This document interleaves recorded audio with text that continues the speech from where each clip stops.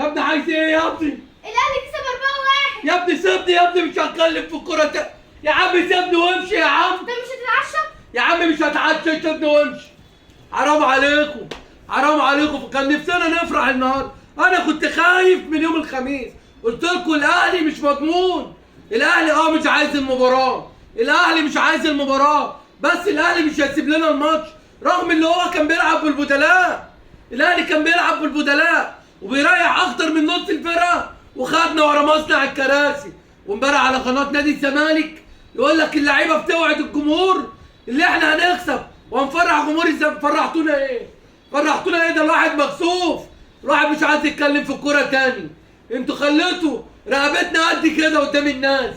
هو ده نادي الزمالك؟ هو ده الماتش اللي خرجنا من الكبوه يا جماعه؟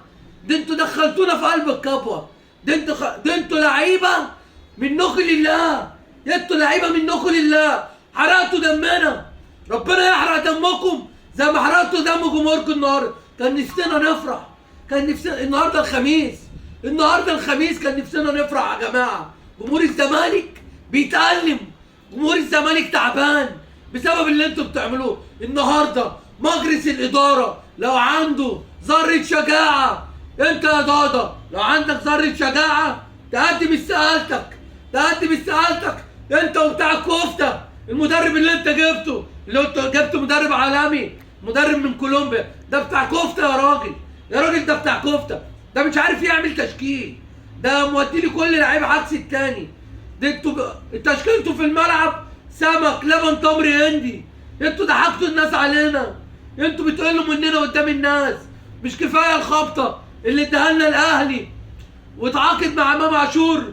انتوا تعبتوا جمهور الزمالك نفسيا، جمهور الزمالك بيتألم، جمهور الزمالك احنا كرهنا الكوره، احنا كرهنا الكوره بسببكم. كان نعمل ايه؟ نشجع نادي مين؟ احنا ذنبنا اللي احنا طلعنا زملكاويه. الله يسامحكم يا اهالينا، اهالينا هم اللي كانوا كده يا جماعه. جمهور الزمالك بيتألم ويتعذب بسبب فرقته. انا النهارده راجل كان عندي استعداد اللي انا ارجع افرح لو الزمالك كان كسب الاهلي، كاننا خدنا الدوري يا جماعه، كاننا خدنا الدوري. انت كسبت الاهلي بطل افريقيا، بطل القرن الحقيقي، النادي اللي بيروح كاس العالم للانديه. انت النهارده ضحكت الناس علينا، خليت الاهلي خدنا ورا مصنع الكراسي.